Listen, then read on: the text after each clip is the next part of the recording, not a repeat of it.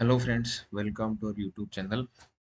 आज हम देखेंगे डिबेंचर क्या होता है, डिबेंचर के टाइप कितने होते हैं और डिबेंचर इश्यू करने के लिए कंपनी को क्या क्या कंडीशन फुलफिल करने पड़ते हैं। जैसे शेयर होते हैं वैसे ही कंपनी में डिबेंचर भी होते हैं।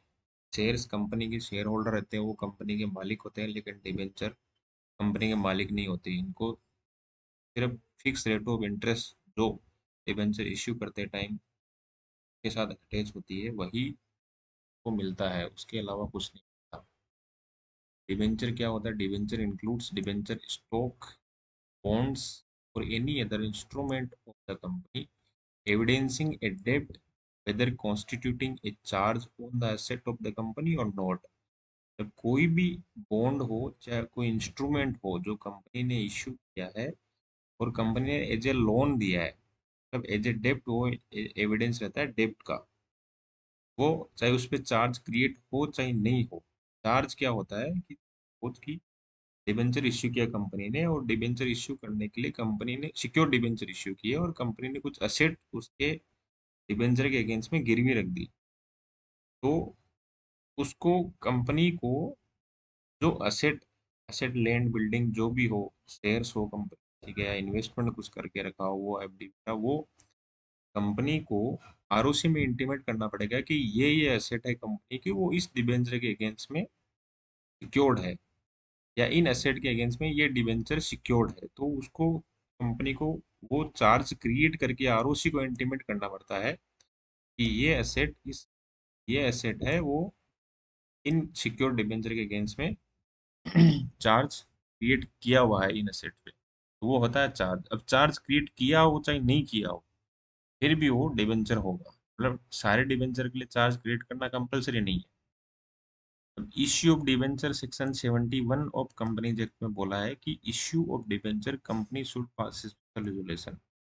अगर कंपनी डिबेंचर इश्यू कर रही है तो कंपनी को स्पेशल रेजोल्यूशन पास करना पड़ेगा जनरल मीटिंग में, उसके बाद ही कंपनी डिबेंचर इश्यू कर सकती है। एंड जो डिबेंचर इश्यू होते हैं वो कोई वोटिंग राइट नहीं रहता। Any debenture carrying any voting right, वो कंपनी को परमिसिबल नहीं है। वोटिंग राइट क्या होता है? जैसे share holder, equity share holder है, उनको कंपनी में वोट करने का राइट रहता है, लेकिन डिबेंचर होल्डर को नहीं रहता। डिबेंचर होल्डर जैसे प्रेफरेंस शेयर होल्डर को नहीं रहता। नॉर्मली प्रेफरेंस शेयर होल्डर को भी कुछ केसेस में रहता है, अगर 2 साल तक उनको डिविडेंड नहीं दो, लेकिन डिबेंचर होल्डर को वो भी नहीं रहता। उनको सिर्फ इंटरेस्ट मिलेगा ईयरली, जो उस पर फिक्स रेट ऑफ इंटरेस्ट है उतना ही उनको मिलता है। फिर देखते हैं टाइप ऑफ डिबेंचर। डिबेंचर कितने टाइप्स के होते हैं? Normally three, on the basis of three, on the basis of security, on the basis of convertibility to shares, और on the basis of redeemability. Security के बेसिस पे दो type के होते हैं, सिक्योर डिबेंचर और अनसिक्योर्ड डिबेंचर। सिक्योर्ड का जैसे मैंने पहले बताया था, किसी असेट के अगेंस्ट में उनको सिक्योरिटी सिक्योर्ड करके रखा है, तो वो सिक्योर डिबेंचर हो गए जिन पे चार्ज क्रिएट किया हो। अनसिक्योर्ड जो किसी को अनसिक्योर्ड है, मतलब उनके कोई, आपने पैसा दिया है कंपनी को, आपको कोई सिक्योरिटी नहीं है, श्योरिटी नहीं है कि पैसा वापस मिलेगा भी नहीं मिलेगा, लेकिन सिक्योर डिबेंचर को श्योरिटी रहती है कि हाँ पैसा नहीं मिलेगा, जो असेट के अगेंस्ट में चार्ज क्रिएट है वो उसको बेच के जो पैसा आएगा वो डिबेंचर को दे दिया जाएगा। And on the basis of convertibility to shares, convertible और नॉन कन्वर्टेबल। कन्वर्टेबल भी मैंडेटरली कन्वर्टेबल हो सकता है, या ऑप्शनली, या पार्सली और फुल्ली। मैंडेटरली मतलब कि जब डिबेंचर इश्यू करते हैं तब बोल दिया कि हाँ ये आपके जो डिबेंचर है वो इतने साल बाद, 5 साल या 10 साल बाद आपको इक्विटी शेयर में कन्वर्ट कर देंगे। और एक ऑप्शन भी रहता है कि आप चाहो तो कन्वर्ट करवा लो या रिडीम करवा लो, दोनों ऑप्शन रहता है, वो डिबेंचर होल्डर को रहता है। और पार्शियल और फुल्ली, पार्शियली और फुल्ली मीन्स 10 रुपए का मान लो मेरा डिबेंचर है, उसमें से बोल देंगे कि 5 रुपए का तो जो है वो उसके अगेंस्ट में शेयर इशू कर देंगे, और at the time of maturity, और 5 रुपए आपको वापस रिफंड दे देंगे। मतलब पार्शियली और फुल्ली दोनों टाइप का हो सकता है, या 10 रुपए का पूरा ही उनको कन्वर्ट कर देंगे, या 10 रुपए का पूरा ही उनको रीपेमेंट कर देंगे। फिर होता नॉन कन्वर्टेबल, जो कि कन्वर्ट नहीं होता, उनको जब मेच्योरिटी होगा डिबेंचर तो उनको रीपेमेंट करेंगे कंपनी, तो कोई ऑप्शन नहीं रहता, कन्वर्ट करेंगे शेयर में। And on the basis of redeemability, redeemable और इरिडीमेबल। रिडीमेबल वो होता है जब एक सर्टेन टाइम के बाद उनको रिडीम कर दिया जाता है, और इरिडीमेबल वो होते हैं कि एक सर्टेन मतलब उसका कोई टाइम फिक्स नहीं रहता, जब कंपनी वाइंड अप होगी तब जो लिक्विडेशन में जो प्रोसीजर है वो फॉलो, कि जो पैसा होगा, सिक्योर्ड होगा अनसिक्योर्ड होगा, उनको पेमेंट कर दिया जाएगा। वो हो गए इरिडीमेबल। देखते हैं कंडीशन क्या क्या है डिबेंचर इश्यू करने के लिए। कंडीशन सेक्शन 71, सेक्शन 3 और rule 18 of companies act, share capital and debenture 2014 में कंडीशन, योर डिबेंचर में be issue when the following are fulfilled. ये कंडीशन आपको फुलफिल करनी पड़ेगी। पहले क्या, maximum tenure of secure debenture is 10 years from the date of issue. Date of issue में 10 साल तक ही सिक्योर डिबेंचर इशू किए कंपनी, लेकिन इंफ्रास्ट्रक्चर प्रोजेक्ट्स में जो कंपनियां एंगेज है वो 10 साल की जगह एवं 30 साल तक सिक्योर डिबेंचर इश्यू कर सकते हैं। इंफ्रास्ट्रक्चर कंपनियां कौन सी है?